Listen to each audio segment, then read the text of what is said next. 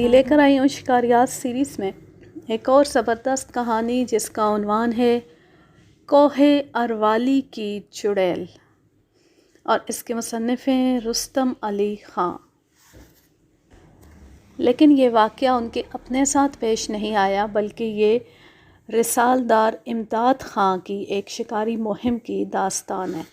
امداد خان انگریز فوجی افسروں کے محبوب شکاری تھے۔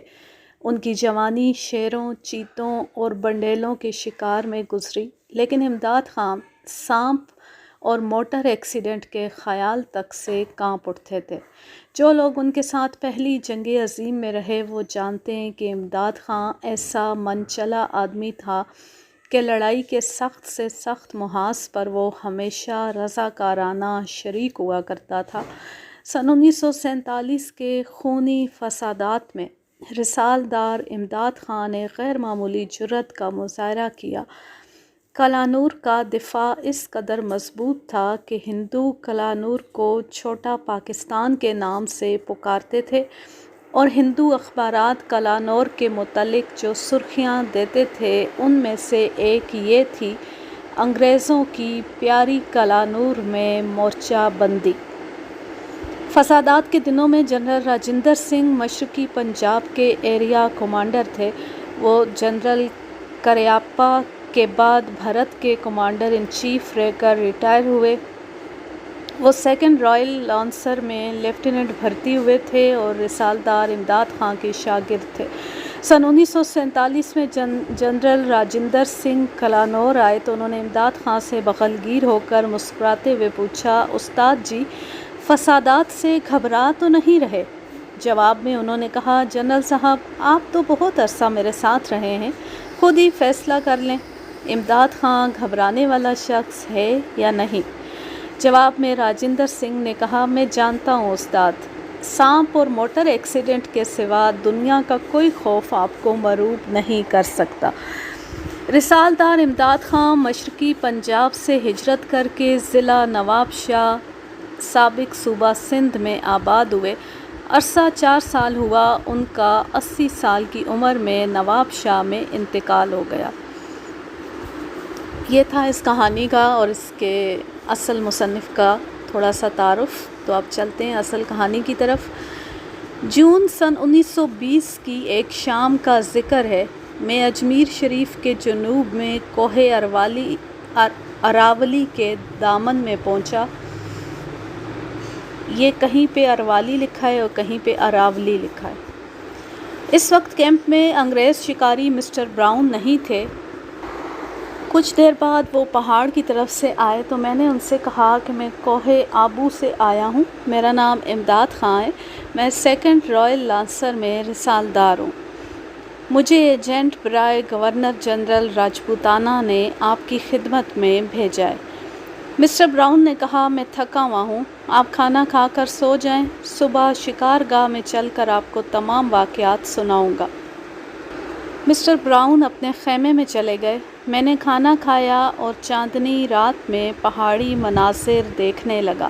مسٹر براؤن کا شکاری کیمپ کوہ اراولی کی بلند و بالا چوٹی کے نیچے ایک خوفناک مقام پر تھا۔ کیمپ کے سامنے گھنے درختوں کا تاریک جنگل تھا۔ پہاڑ کو چیرتی ہوئی نشیب میں ایک ندی بہہ رہی تھی اور وہاں کی زمین سیاہ اور چکنی تھی۔ کچھ دیر بعد جب چاند چھپ گیا تو ملازموں نے کیمپ میں آگ کے الاؤ روشن کیے اور بندوقوں سے مسلح ہو کر باری باری پہرا دینا شروع کر دیا۔ تھوڑی دیر بعد میں سو گیا۔ صبح اٹھا تو ملازموں نے مجھے 21 مرے ہوئے سانپ دکھائے جو انہوں نے رات کو کیمپ کے آس پاس ہلاک کیے تھے۔ میں سانپوں کے ڈر کی وجہ سے فل بوٹ پہنے ہوئے تھا، لیکن وہ منظر دیکھ کر لرز گیا، کیونکہ سانپ اور موٹر ایکسیڈنٹ میری 2 سب سے بڑی کمزوریاں ہیں۔ تاہم میں نے کسی کو پتہ نہ چلنے دیا کہ سانپوں کی لاشیں دیکھ کر میں ڈر رہا ہوں اور میرا دل زور زور سے دھڑک رہا ہے۔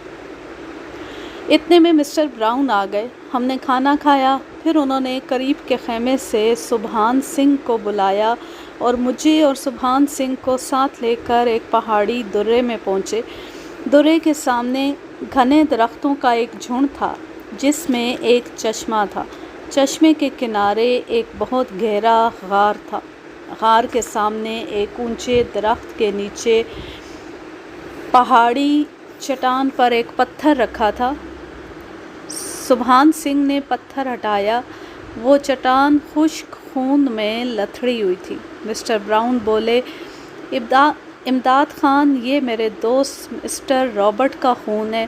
جب تک میں رابرٹ کے قاتل سے انتقام نہیں لے لیتا مجھے سکون نصیب نہیں ہو سکتا۔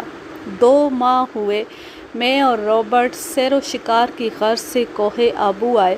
کوہ آبو میں کوہ اراولی پر ایک آدم خور کی خونخواری کا بہت چرچا تھا۔ سبحان سنگھ کے بھائی ایشر سنگھ کے ساتھ یہاں آ گئے۔ اس درخت پر مچان بندھوایا۔ رات کو میں مچان پر تھا۔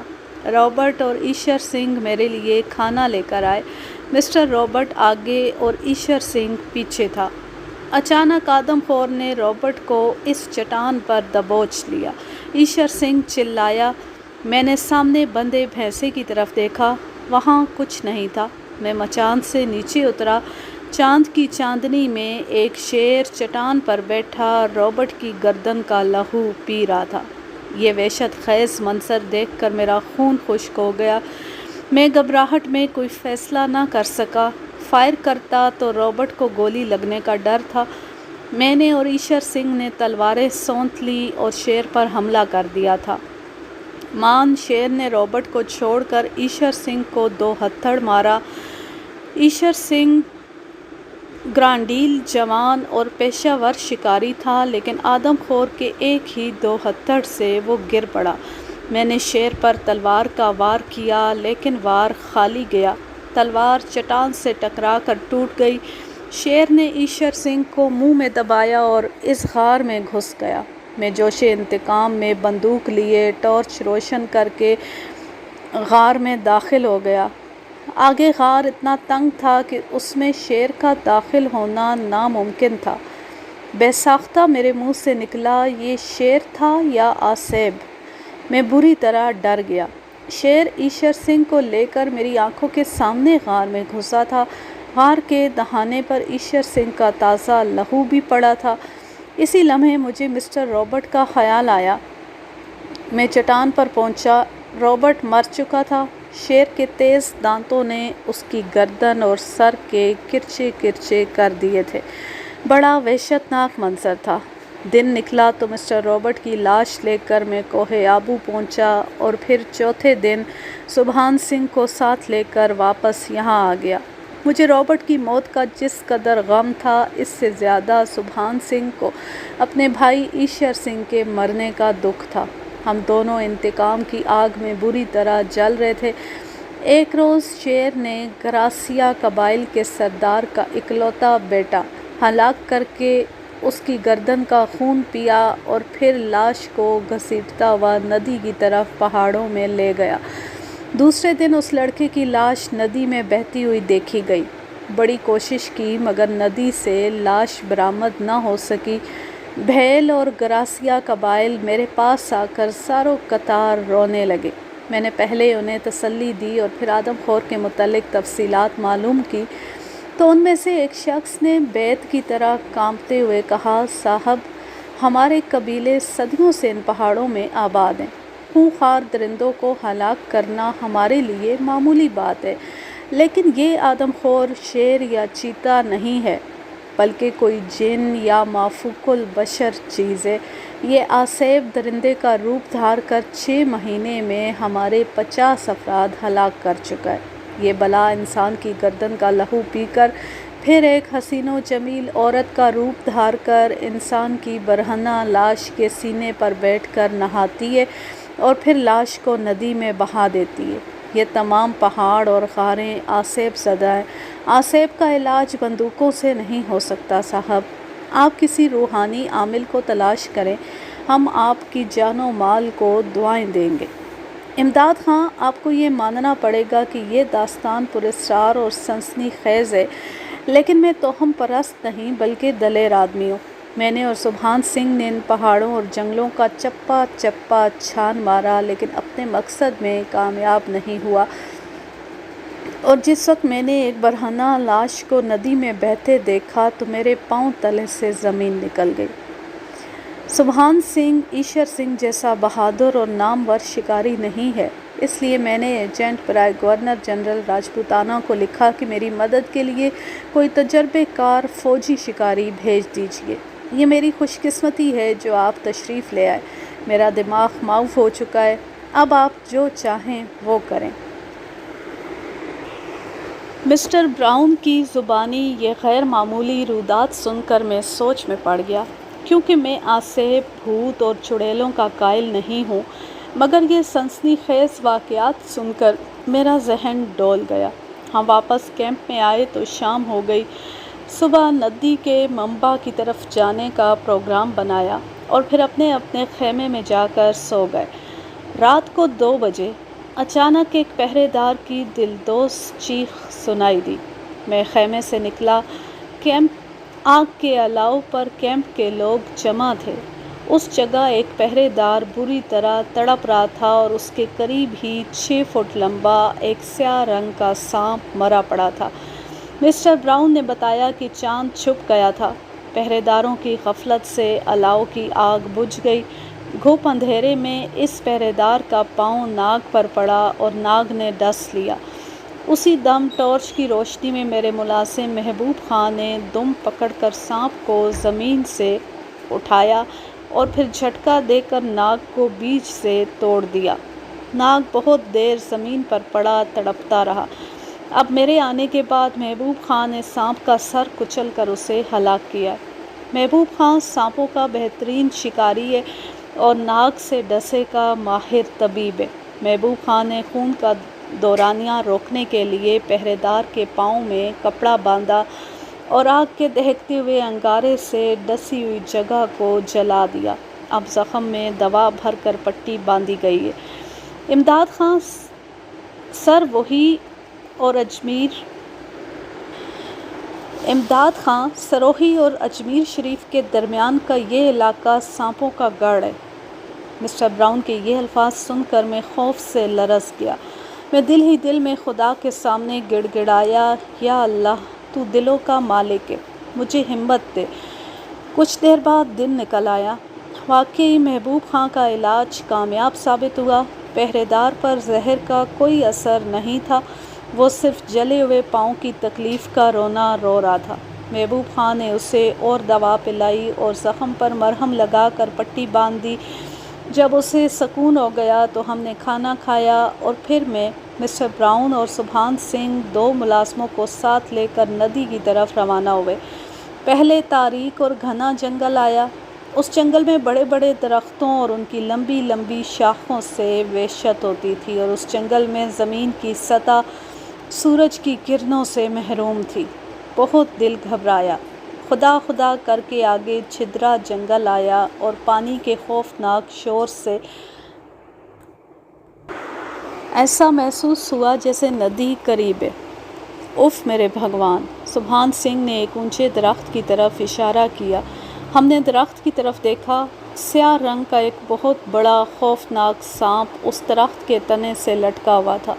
میں سہم گیا، لیکن میں نے ہمت کر کے مسٹر براؤن اور سبحان سنگھ کے ساتھ اپنی بندوق سے گولی چلا دی۔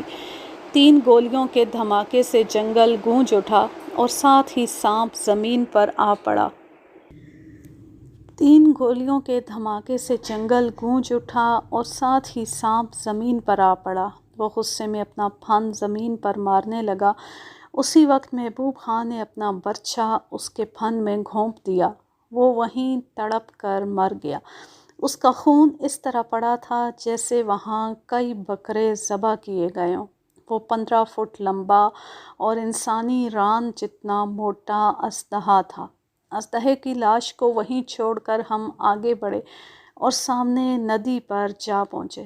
ندی پہاڑ سے چل کر نشیب کی طرف بڑے زور سے بہہ رہی تھی۔ ہم ندی کے کنارے کنارے پہاڑ کی طرف چل پڑے۔ آگے ندی کے گھاٹوں میں بھیل اور گراسیا قبائل کی جھونپڑیاں تھیں۔ ہم ان جھونپڑیوں میں پہنچے تو بھیل سردار نے ہمارا استقبال کیا اور کہا کہ آپ لوگ پہاڑ کی سمت ندی کے منبع پر نہ جائیں، کیونکہ وہ جگہ بھوتوں اور چڑیلوں کا مسکن ہے۔ ایک خوب روح چڑیل چیتے کا روپ دھار کر انسان کو ہلاک کرتی ہے اور پھر اس کی برہنہ لاش پر بیٹھ کر غسل کرتی ہے اور پھر اس کے بعد لاش کو ندی میں بہا دیتی ہے۔ اگر آپ لوگ چڑیلوں کی خوخاریاں دیکھنے کے خواہش مند ہیں تو 2-4 دن ہماری جھونپڑیوں میں قیام کریں۔ بھیل سردار کے پاس ہمیں 6 روز گزر گئے، لیکن ان دنوں کوئی قابل ذکر واقعہ پیش نہ آیا۔ 7ویں دن سنیچر تھا۔ بھیل سردار بولا کہ ہماری جھونپڑیوں سے 1 میل دور گراسیا قبائل کی جھونپڑیاں ہیں۔ آج صبح ان جھونپڑیوں سے چڑیل ایک نوجوان عورت کو ہلاک کر کے گھسیٹتی ہوئی اپنی قیام گاہ کی طرف لے گئی۔ آج شام کو وہ چڑیل اس عورت کی لاش پر بیٹھ کر نہائے گی اور پھر لاش کو ندی میں بہا دے گی۔ میں نے کہا، ہم ندی میں بہتی ہوئی لاش دیکھنے کا اشتیاق نہیں رکھتے، ہمیں تو اس چڑیل کی قیام گاہ بتائیں تاکہ لاش پر نہانے سے پہلے ہم اس سے 2 ہاتھ کریں۔ یہ سن کر بھیل سردار کا چہرہ اتر گیا اور اس نے میری بات کا کوئی جواب نہ دیا۔ میں نے اسے ڈرپوک اور بزدل کا طعنہ دیا اور جب ہم ناراض ہو کر چلنے لگے تو بھیل سردار کے بھائی چندا نے ہاتھ جوڑ کر کہا، صاحب ہم بزدل نہیں ہیں، شیر کو نیزے سے ہلاک کرنا ہمارے بائیں ہاتھ کا کھیل ہے، لیکن یہ درندہ نہیں ہے بلکہ کوئی آسمانی بلا ہے۔ اگر آپ لوگوں کا یہ ارادہ ہے کہ ہم تباہ و برباد ہوں تو چلیے میں اس چڑیل کی قیام گاہ بتاتا ہوں۔ ہم چندا کو ساتھ لے کر پہاڑ کی طرف روانہ ہوئے۔ سامنے ہزاروں فٹ اونچے پہاڑ پر سے ایک ندی بڑے زور و شور سے بہہ رہی تھی۔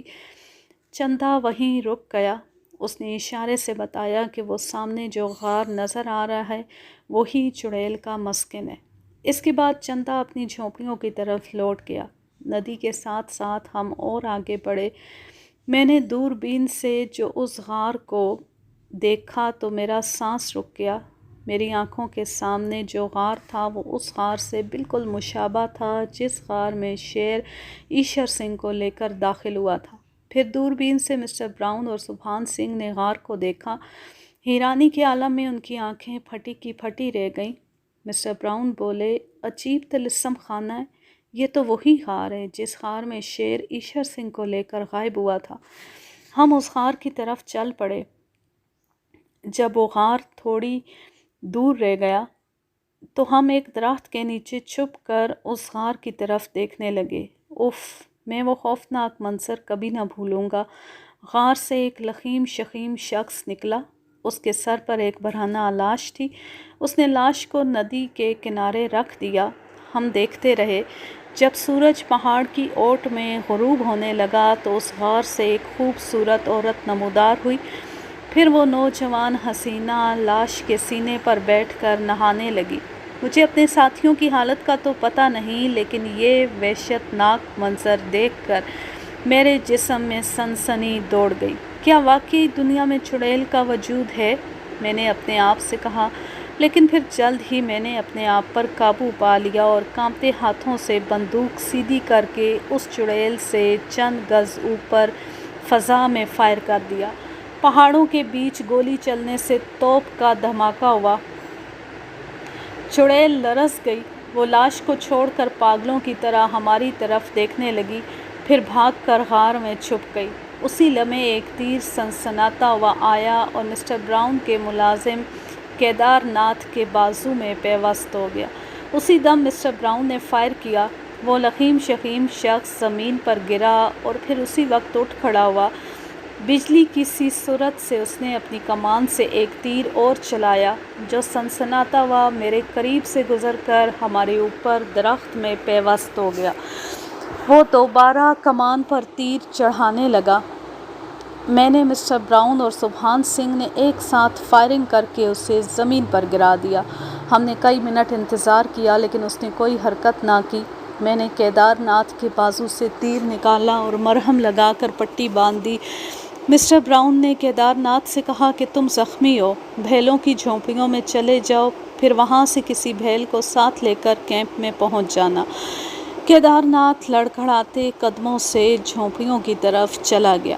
اور وہ لخیم شخیم شخص اسی طرح بے حس و حرکت پڑا رہا۔ ہم ڈرتے ڈرتے اس کے قریب پہنچے۔ مسٹر براؤن نے اسے ٹھوکر ماری۔ میں نے جھنجھوڑ کر دیکھا، ایک سیاہ دیو مرا پڑا تھا اور اس کا گاڑھا گاڑھا خون بہہ کر ندی کی طرف جا رہا تھا۔ بہتے ہوئے لہو کے پاس ہی گراسیا قبیلے کی ایک عورت کی لاش پڑی تھی جس کی گردن پر تیز دانتوں کے نشان تھے۔ گردن کا لہو پی لیا گیا تھا۔ انہیں وہیں چھوڑ کر ہم چڑیل کے تعاقب میں غار میں داخل ہوئے۔ غار میں گھوپ اندھیرا تھا۔ ہم نے ٹارچ روشن کر کے دیکھا، اس غار میں شیروں اور چیتوں کی کھالیں بچھی ہوئی تھیں اور کھالوں کے فرش پر مرے ہوئے کچھوے، سانپوں کی کینچلی اور سوکھی ہوئی کئی انسانی کھوپڑیاں رکھی ہوئی تھیں۔ یہ ایشر سنگھ کے کپڑے پڑے۔ سبحان سنگھ چلایا، پھر وہ سامنے ایشر سنگھ کی پگڑی اور انگرکھے کو دیکھ کر رو پڑا۔ ایک بھائی کی محبت دیکھ کر میں اور مسٹر براؤن بھی آبدیدہ ہو گئے۔ پھر ایک انجانے خوف سے ہم کانپ اٹھے۔ اسی جگہ سہمی ہوئی وہ چڑیل کھڑی تھی۔ ہم اسے غار سے باہر لے آئے۔ وہ خوف زدہ ہرنی کی طرح ہمیں دیکھنے لگی۔ وہ نازک اندام اور بے حد حسین عورت تھی۔ اس کے حسن کو خوفناک پہاڑوں اور ہیبت ناک غاروں کی زندگی بھی پامال نہ کر سکی۔ میں نے بندوق کی نال اس کے سینے پر رکھ کر اسے بہت ڈرایا دھمکایا کہ بتاؤ تم کون ہو اور اس خوفناک کہانی کا پس منظر کیا ہے۔ اس نے کوئی جواب نہ دیا۔ وہ پاگلوں کی طرح پلک جھپکائے بغیر ہمیں دیکھتی رہی۔ اس کے حسین چہرے پر ایسی معصومیت تھی کہ ہمیں اس پر ترس آنے لگا اور ہم اس درندہ صفت عورت کی بھولی صورت سے متاثر ہوئے بغیر نہ رہ سکے۔ اسے زیادہ تکلیف اور ایذا دینا ہمارے بس سے باہر تھا۔ وہ حسرت و یاس کا مجسمہ بنی ہمارے سامنے کھڑی تھی۔ اتنے میں سبحان سنگھ غار سے ایک ڈائری لے کر نکلا۔ اس ڈائری میں ہندی زبان میں لکھا تھا، میں ایک کروڑ پتی سیٹھ کی اکلوتی بیٹی اور بمبئی کی رہنے والی ہوں۔ میرے پتی دیو چتر سنگھ کا دیس جودھ پور ہے۔ میرا پتی دیو بہت سندر ہے لیکن اس کا من سیاہ ہے۔ وہ بڑا دھوکے باز اور بے وفا ہے۔ جادوگر نے مجھ سے وعدہ کیا ہے کہ اگر تم نے 40 انسانی لاشوں پر بیٹھ کر اشنان کر لیا تو پھر تمہارا پتی دیو اپنی محبوبہ طوائف کو چھوڑ کر تمہارے چرنوں میں آ گرے گا اور پھر تمہارے ایک چاند سا بیٹا پیدا ہوگا۔ جادوگر کے پاس ایک پالتو چیتا ہے، وہ سدھایا ہوا ہے۔ یہ چیتا ہرن، سانبر اور انسان کو شکار کر کے لے آتا ہے اور میں اس آدمی کی لاش پر بیٹھ کر اشنان کرتی ہوں اور پھر چلہ کشی میں مصروف ہو جاتی ہوں۔ جادوگر مجھ سے بہت پریم کرتا ہے لیکن مجھے اس کی خوفناک صورت سے نفرت ہے۔ میرے پتی دیو کے پیار نے اور اس جادوگر نے مجھے درندہ بنا دیا ہے۔ سبحان سنگھ کی زبانی ڈائری کا مضمون سن کر مسٹر براؤن کے آنسو نکل آئے۔ انہوں نے کہا، میرے دوست رابرٹ اور ایشر سنگھ کا قاتل مقتول جادوگر کا تربیت یافتہ چیتا ہے۔ یہ پری چہرہ عورت خاوند کی محبت کی ماری ہوئی نفسیاتی مریض ہے۔ اسے محبت کی آگ نے انتہا پسند بنا دیا ہے۔ اب یہ بالکل پاگل ہے۔ ظالم جادوگر نے اپنے جال میں پھنسا کر اس معصوم عورت کی انسانیت مسخ کر دی ہے۔ میرا خیال ہے یہ جادوگر بھی توہم پرست اور دیوانہ تھا اور بالکل درندہ۔ وہ اس پاگل عورت کی دیوانگی سے فائدہ اٹھاتا رہا۔ ہم اس عورت کو جادوگر کی لاش پر لے گئے۔ وہ پاگلوں کی طرح لاش سے چمٹ کر رونے لگی۔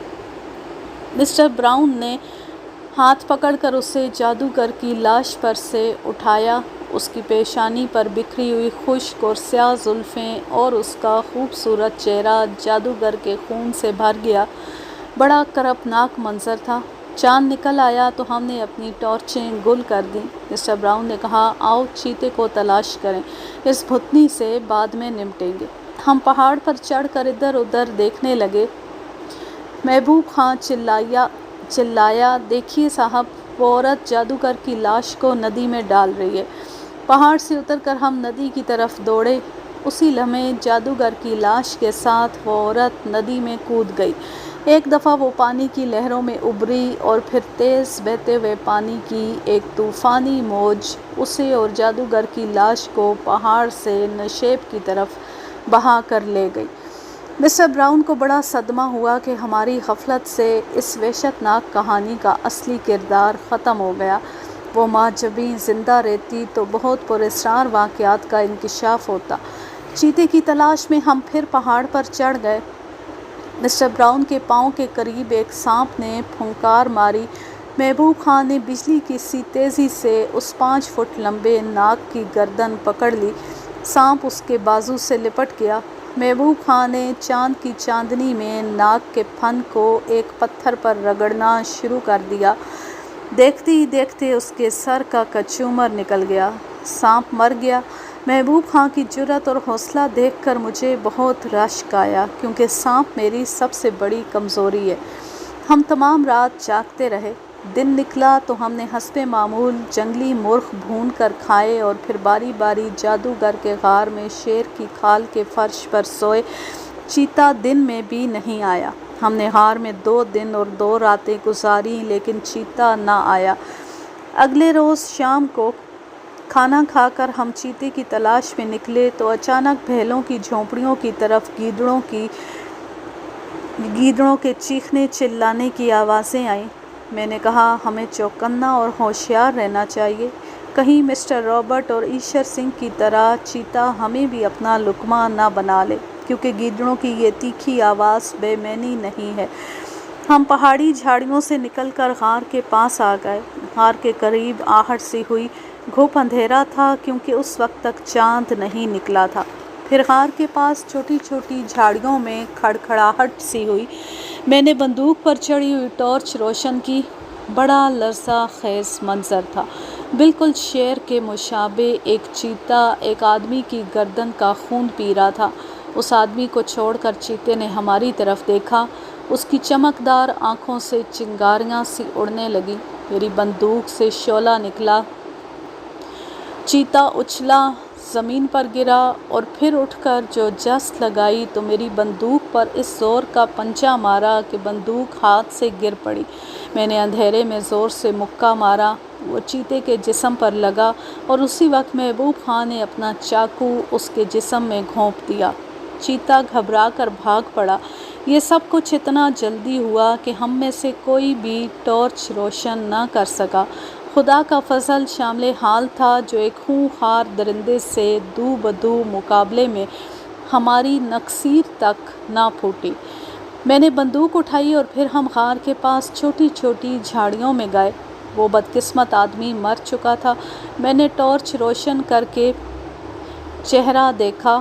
اس کا منہ دیکھتی ہی دل دھڑکنے لگا اور پھر خوف سے سانس رک گیا۔ وہ بھیل سردار کا بھائی چندا تھا۔ چندا کی لاش دیکھ کر مجھ پر اور میرے ساتھیوں پر لرزہ طاری ہو گیا۔ بڑا بھیانک منظر تھا۔ کیا واقعی بقول بھیل سردار کے وہ ندی میں کودنے والی حسینہ چڑیل تھی؟ اس نے چیتے کا روپ دھار کر غار کا پتہ دینے والے چندا کو ہلاک کر کے اس کا خون پی لیا تھا۔ نہ جانے مجھ میں کہاں سے ہمت آئی کہ میں اپنے ساتھیوں کے منع کرنے کے باوجود بھیلوں کی جھونپڑیوں کی طرف چل دیا۔ میں ہر طرف سے چوکنا تھا۔ جھاڑی کا پتا بھی ہلتا تو میں فائر کرنے کے لیے بندوق کی لبلبی پر ہاتھ لے جاتا۔ کچھ دور چلا تھا کہ پہاڑ کی اوٹ سے چاند کا روشن چہرہ نمودار ہوا۔ میں جھونپڑیوں میں پہنچا تو وہاں کوہرام مچا تھا۔ بھیل سردار مجھے دیکھتی ہی چیخ مار کر رو پڑا۔ میں نے اسے تسلی دی تو وہ کہنے لگا کہ میں نے بہت سر پٹخا کہ آپ لوگ ہم سے مدد نہ لیں اور چڑیل کو ہلاک کرنے کا ارادہ ترک کر دیں، لیکن میرے بھائی کو آپ لوگوں نے مروا دیا۔ چیتے کے روپ میں چڑیل اسے چارپائی سے اٹھا کر لے گئی۔ میں نے سردار سے کہا کہ یہ اتفاق ہے جو چیتے نے تمہارے بھائی کو ہلاک کیا، ورنہ ہم نے چڑیل اور اس کے گرو جادوگر کو ہلاک کر کے ندی میں ڈبو دیا ہے، اور جادوگر کے سدھائے ہوئے چیتے کو زخمی کر کے ہم نے اس سے چندا کی لاش کو چھڑا لیا ہے۔ یہ بات سن کر بھیل سردار چند بھیلوں کو ساتھ لے کر میرے ہمراہ غار پر پہنچا اور پھر چندا کی لاش سے چمٹ کر زار زار رونے لگا۔ مسٹر براؤن نے اسے تسلی دی کہ رونے سے کچھ نہیں بنتا، اب تم ہمارے ساتھ چلو تاکہ چیتے کی تلاش کریں اور اس سے انتقام لیں۔ بھیل سردار نے چندا کی لاش کو جھونپڑیوں میں بھیج دیا اور خود چیتے کے خون کے نشان کے ساتھ ساتھ ہمیں اس غار کے دہانے پر لے گیا جس غار میں چیتا ایشر سنگھ کو لے کر داخل ہوا تھا۔ چاند چھپ گیا اور دن نکل آیا۔ اس غار میں تازہ خون کا نشان موجود تھا لیکن وہاں چیتا نہیں تھا۔ سبحان سنگھ نے منہ بنا کر کہا، مانو نہ مانو، وہ چڑیل اور یہ چیتا ایک ہی چیز ہے۔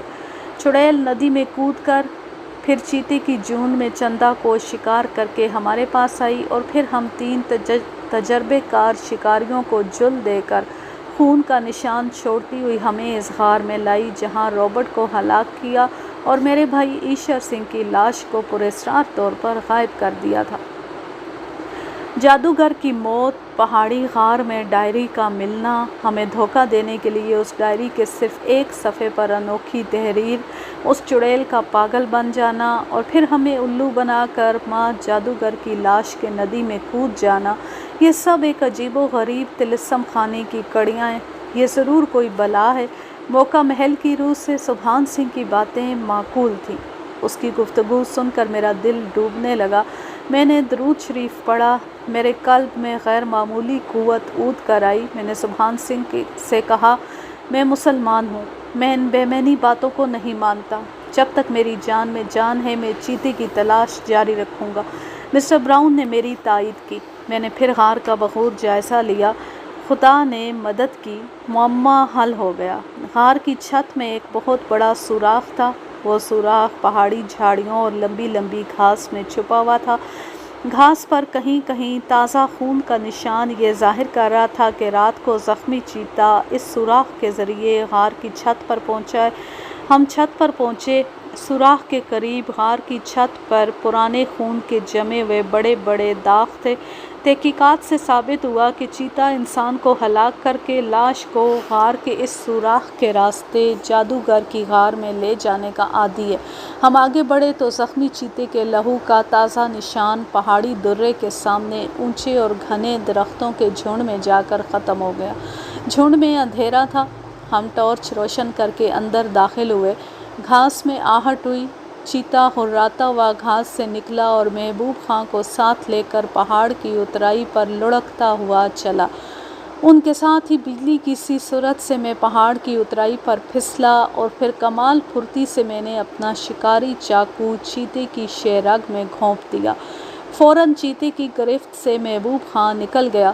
میں نے دوسرا وار کر کے چیتے کا پیٹ پھاڑ دیا۔ اس کی آنت اوجڑی باہر نکل آئیں۔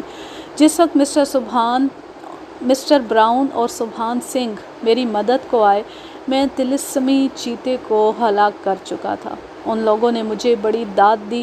محبوب خاں کے سینے سے خون جاری تھا۔ اس کی مرہم پٹی کی۔ محبوب خاں بولا، آپ لوگ میری فکر نہ کریں، میں ٹھیک ہوں۔ وہ بڑا بہادر تھا۔ ہم نے دیکھا کہ وہ چیتا بالکل مثل شیر تھا۔ اس کا تمام جسم گہرے پیلے بالوں سے ڈھکا ہوا تھا اور اس کے بدن پر جا بجا بل کھاتی ہوئی کالے رنگ کی دھاریاں تھیں۔ وہ قد کاٹھ میں چیتوں سے بڑا اور دیکھنے میں شیر معلوم ہوتا تھا۔ بہت ممکن ہے اس کی ماں گلدار اور باپ شیر ہو۔ پالنے کے لیے چیتے کے انتخاب میں ہم جادوگر کو داد دیے بغیر نہ رہ سکے۔ میری پہلی گولی نے اس کا سینہ پھاڑ دیا تھا اور محبوب خاں کے چاقو کا اس کے سر میں زخم تھا۔ اس کے باوجود اس سخت جان درندے نے ہمیں اس قدر تنگ کیا۔ ہم چڑیل کی ڈائری اور جادوگر کا تمام سامان اور چیتے کی لاش لے کر کوہ آبو پہنچے۔ ایجنٹ برائے گورنر جنرل راجپوتانہ نے جادوگر کا سامان اور چیتے کی لاش دیکھی، پھر ہندی میں لکھا ہوا ڈائری کا مضمون سنا اور جب مسٹر براؤن نے انہیں چڑیل کی پراسرار داستان سنائی تو وہ حیران و ششدر رہ گئے۔ انہوں نے فوراً تحقیقات کے لیے ایک پولیس افسر کو جودھ پور بھیجا۔ تیسرے دن وہ پولیس آفیسر چتر سنگھ کو ساتھ لے کر کوہ آبو آیا۔ چتر سنگھ بڑا سجیلا اور وجیح جوان تھا۔ چتر سنگھ نے ایجنٹ برائے گورنر جنرل کو آبدیدہ ہو کر یہ رودات سنائی۔ میں نے بمبئی میں ایک سیٹ کی لڑکی سے سول میرج کر لی تھی۔ وہ تعلیم یافتہ لڑکی میری ہم مذہب تو تھی لیکن ہماری ذات کی نہ تھی۔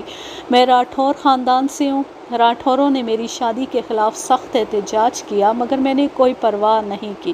بدقسمتی سے میری دھرم پتنی کے کوئی بچہ نہ ہوا۔ میرے خاندان کے لوگ پہلے ہی اس سے نفرت کرتے تھے، پھر انہوں نے بچہ نہ ہونے کا بہانہ تراش کر مجھے تنگ کرنا شروع کیا کہ اس لڑکی کو طلاق دو اور اپنی ذات میں دوسری شادی کرو۔ میں دوسری شادی پر آمادہ نہ ہوا کیونکہ مجھے اس لڑکی سے اور اس لڑکی کو مجھ سے والہانہ محبت تھی۔ پھر میرے خاندان کی عورتوں نے طعنہ زنی سے لڑکی کو تنگ کرنا شروع کیا اور اسے یہ یقین دلایا کہ چتر سنگھ دوسری شادی اس لیے نہیں کرتا کہ وہ جے پور کی ایک طوائف کی محبت میں گرفتار ہے۔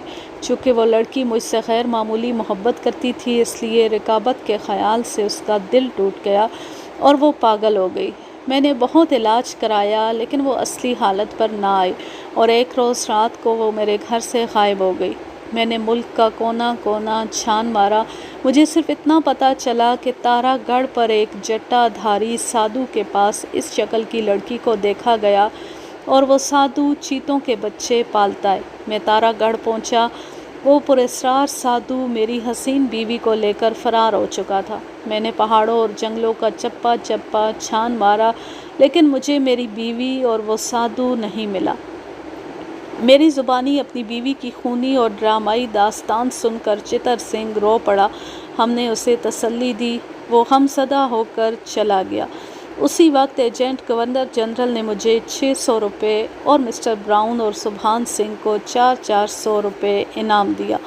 اس کہانی کا ماخذ ہے سیارہ ڈائجسٹ، جون سن 1967۔ اب میں لیتی ہوں آپ سے اجازت۔ جہاں رہیں خوش رہیں، شاد و آباد رہیں، ہنستے مسکراتے رہیں، اور اگر یہ کہانی یا میرا انداز پسند آئے تو اس چینل کو سبسکرائب ضرور کر لیں اور اس کہانی کو لائک کیجیے، اچھا سا کمنٹ کیجیے اور زیادہ سے زیادہ شیئر کیجیے۔ اللہ حافظ، اللہ نگہبان۔